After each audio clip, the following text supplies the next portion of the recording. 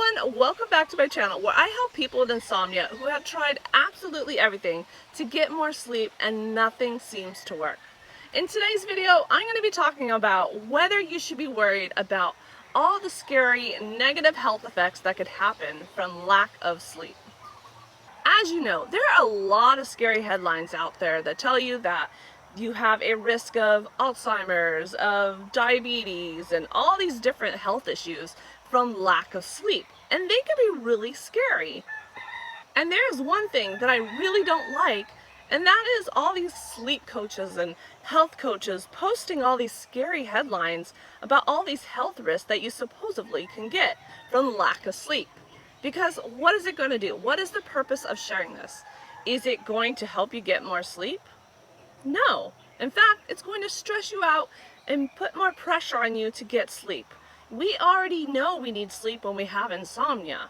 And we don't need the motivation from these scary headlines. We know we want more sleep when we have insomnia.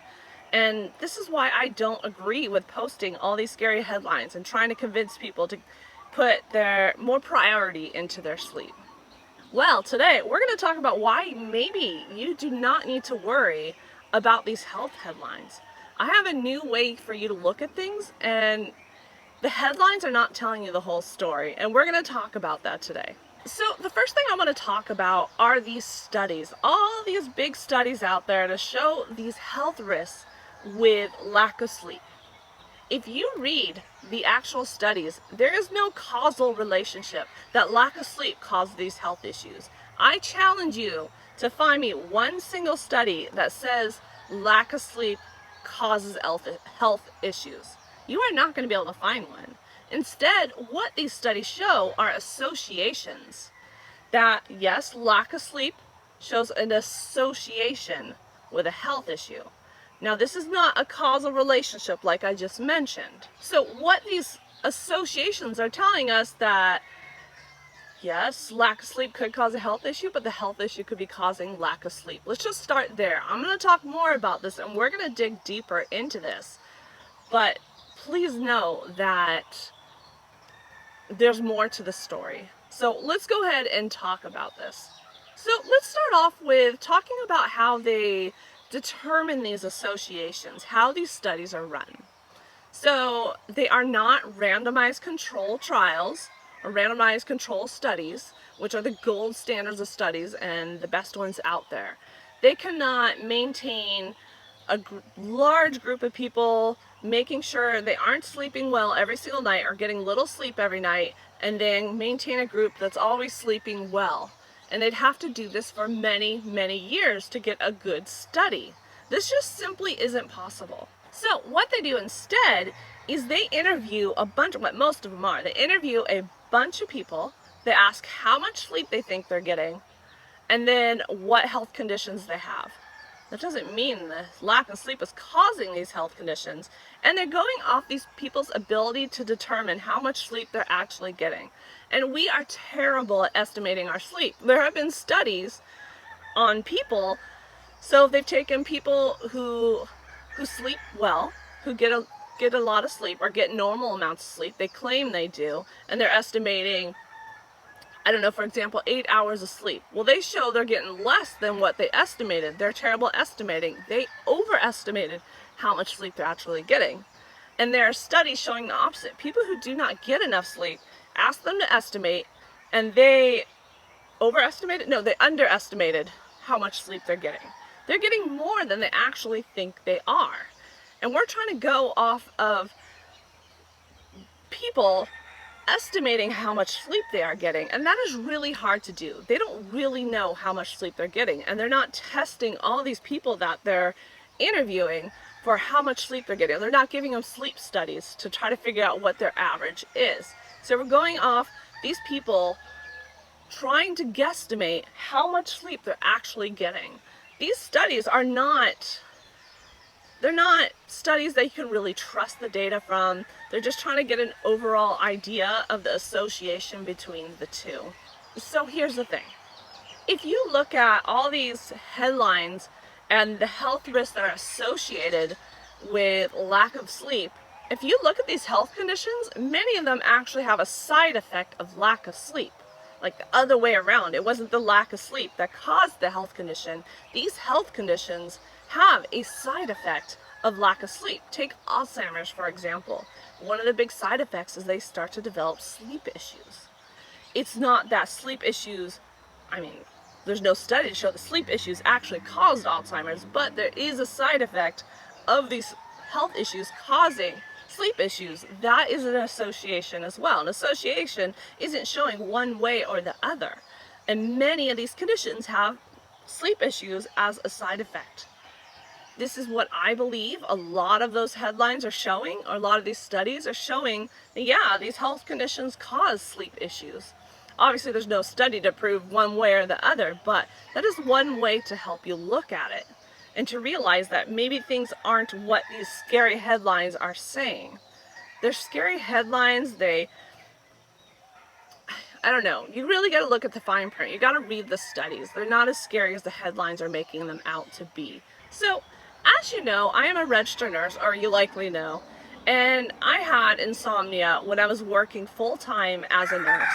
And I worked in a rehab facility. And one of the things I was curious about is I had a lot of Alzheimer's patients. I was curious about their sleep issues before they had Alzheimer's. This was my own little research, mini research into this when I started learning about this. So I started asking my patients' families of the people with Alzheimer's how their sleep was before they had Alzheimer's. Did they have the issues like they did now? And I've never met one that said they had major sleep issues before Alzheimer's. That really helped me to see that. They developed these sleep issues once they started showing signs and symptoms of Alzheimer's. That's when their sleep slowly started to decline more and more and more. And I would see this every night that I had to do a night shift. My Alzheimer's patients would be up in the middle of the night and their sleep would be terrible. So that really gave me some comfort. I mean, I feel bad for the families and what the patients are going through, and I do not wish that upon anyone, but that helped me to see that. And that really does show, like, the association doesn't mean the lack of sleep is causing the health issues. It can definitely 1,000,000% be the other way around. So you can't trust these headlines.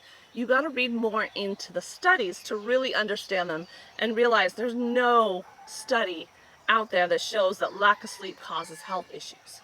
Now, this is just my opinion, but one way I like to think about this as well is I think when we have chronic insomnia, we stress out a lot. We worry.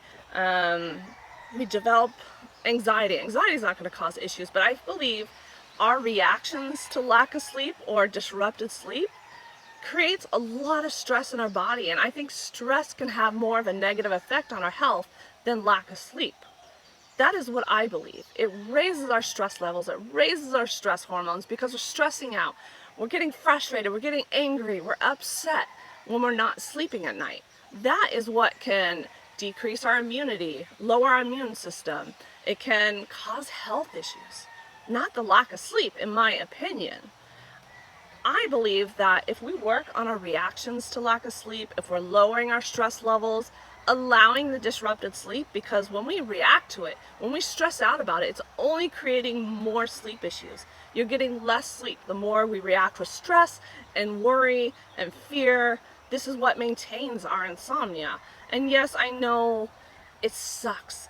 I mean, I had 30 years, didn't sleep multiple days in a row several times throughout my insomnia journey. But the less reactive we are to the disruptive sleep, the more at peace we're going to be and the more sleep we're going to get with time. We cannot sleep when we're stressed and we're feared and we're worried and we're getting anxious about it. It's our reactions that can be a game changer to our sleep. And the reactions are what can create all these negative health effects. Now, before I move on, if you want to learn how to work on your reactions, reduce the stress, take some pressure off of sleeping, then check out my free Insomnia Crash Course. The link is in the description box below. So like I talked about in the beginning, I'm not a big fan of posting all these scary headlines as a sleep coach or anyone who helps people sleep. I'm not a big fan of posting these. Worrying about all these health effects from lack of sleep is not going to help a thing. What are you going to do with this information? You're already trying to sleep more. You're already trying to make sleep happen and overcome insomnia, and you're trying so many things and nothing's working, you don't need that worry. You don't need that pressure. If you're placing more and more pressure on yourself to sleep, you're going to get performance anxiety. You're like, okay, I have to sleep tonight. I have to get some sleep because I'm going to get sick. I'm going to get a disease. I need to be a good parent. I need to do good on my job. Do good on my job. I want to go on trips. I want to go out. I want to do all these things. And we place all this pressure on ourselves, and it makes it even more difficult to sleep because we have this pressure to sleep, which is only creating more stress and difficulty sleeping. So instead, I say ignore these headlines. Don't read them. They're not helping you. You can't do anything with them. You already want to get more sleep. You don't need to be convinced to try to sleep more with these scary headlines. If you're worried about your health, I think a better thing to do is focus on all areas of your health. Making sure you're getting some walking in. Maybe get out into nature. Nutrition, hydration, getting meditation in. Working on your reactions to the disrupted sleep so you can reduce your stress levels. I think focusing on your whole health as a whole is going to make a huge difference than just the lack of sleep. That is just one small aspect. There's so many areas of health, and just reducing the stress alone with your reactions to the disruptive sleep is going to make a big difference. So focus on your health in all the areas and the ways that you can control, and something that you can do about. You can make sure you're getting a nutritious diet. You can make sure you're taking time every once in a while to meditate or to do something you enjoy. Even if you are tired and exhausted, there are small things that you can find to do that you enjoy, like a coloring book, an adult coloring book, or I don't know, a card game. I'm just trying to think of things off the top of my head. A puzzle, taking a walk out into nature. This is where I love to go when I'm stressed and I need kind of like a little reset. Just find small ways to bring joy into your life. Focus on all areas of health, the things that you can control. I really hope this video helped put your mind at ease and help you feel a little bit better about the situation. Ignore the headlines. They're not helping you. If anyone's trying to scare you into working with them with these headlines and making you feel more scared and making you feel more pressured, it's not worth it. It's not worth it. You do not need that. You do not need more stress and worry. And like I said, there's not a single study out there to show that lack of sleep causes a health issue or lack of sleep causes a lowered immune system. So that is it for today's video, and I will see you in the next one.